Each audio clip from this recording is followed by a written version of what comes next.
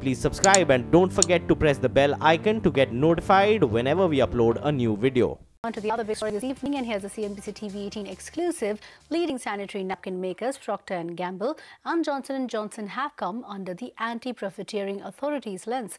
They were asked why the benefits of lower GST rates had not been passed on to consumers, and the authority is not happy with their explanation. What exactly is it? Timsy Jayaprakash is here with the details. Timsy, what are you picking up from your sources? And what's the road ahead now for Procter & Gamble and Johnson & Johnson to look at revision, if at all, of their sanitary napkin products?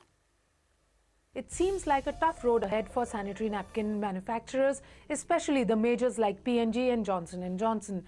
Taking forward the issue whether sanitary napkin manufacturers are passing on the benefit of reduced GST rates or not, government officials told CNBC-TV18 that the National Anti-Profiteering Authority, that is the NAA, is unhappy with the initial response by both P&G and J&J, the two major manufacturers. Recently, P&G and J&J were called by the NAA. Post-Finance Ministry had raised concerns over the two not reducing prices on sanitary napkins to the tune of the reduction in taxes. Remember, it was on July 21 when GST Council had exempted sanitary napkins from any taxes, bringing down the levies from 12% to 0%.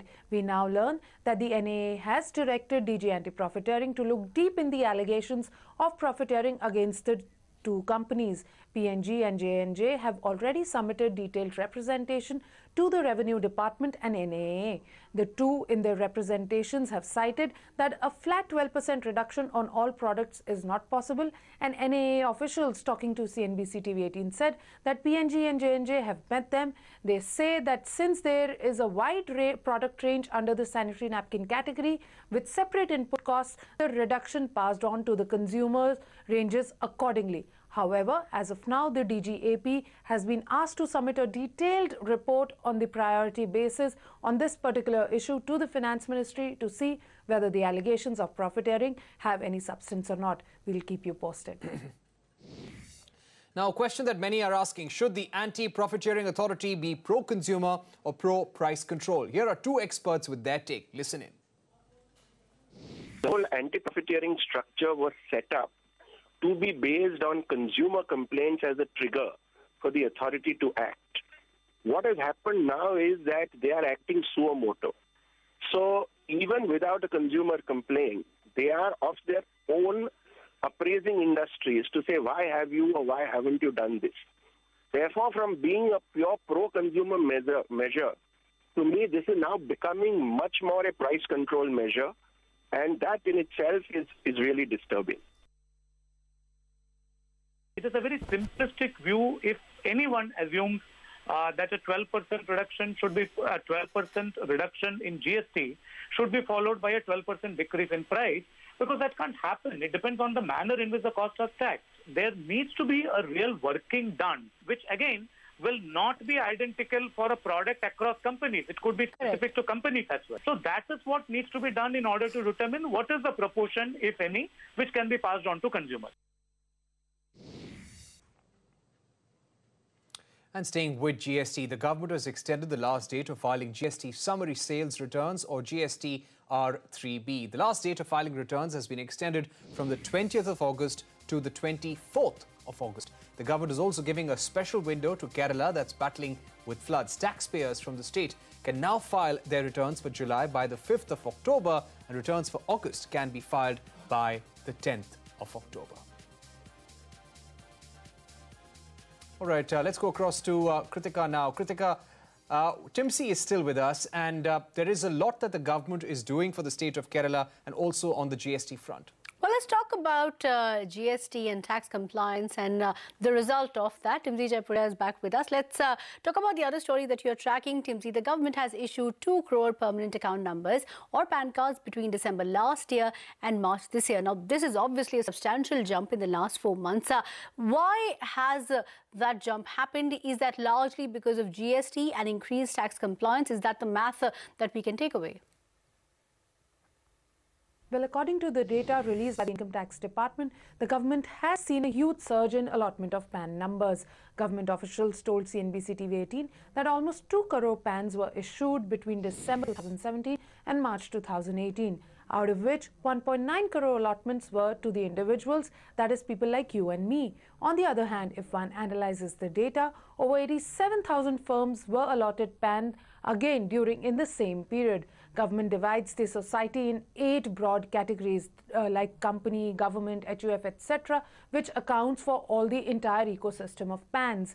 Interestingly, a top government official said that last time over 2 crore PANs were issued during the demonetization period in the period of just 3 months. When we checked the trend with government and various tax experts and asked them as to what might have led to this growth, they said that more and more transactions now require submission of PAN, which means to conclude a transaction, a lot of details are to be given, and one of the main detail is the PAN number.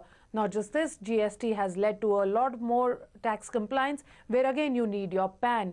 Even the concept of presumptive tax scheme has helped in bringing smaller entities within the tax fold, thus which has led to an increase in the demand of PAN numbers. For the benefit of our viewers, I would like to add that currently we have more than 36 crore PAN holders in the country, and government aims to add more and more so that everyone is under the taxman's vigil. Back to you. All right, let's focus once again on the state of Kerala. The Finance Ministry also looking at the story unfolding very, very closely there.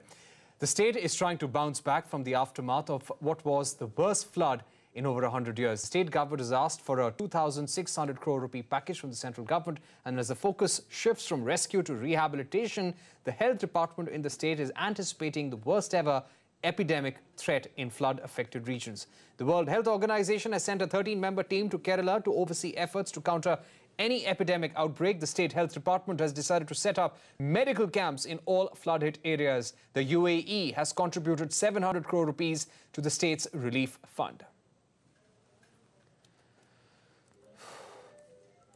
But there are still some parts of the state where the water is yet to recede. My colleague Neetu Raghukumar sent this report from North Paravur in Ernakulam. Here's a report. We are at a place called Chala in North Paravur. From here, we are headed to a place known as Kutiyatoda. This area has been completely isolated. You can see the extent of water here. We are not able to travel in our vehicle. We had to hop onto a truck to travel to this place. What we are learning is that there are many people who are still there who needs help in this area. Parts of a church had collapsed, church building had collapsed, and about 6 people died in that area is what we are understanding. You can see the extent of water here.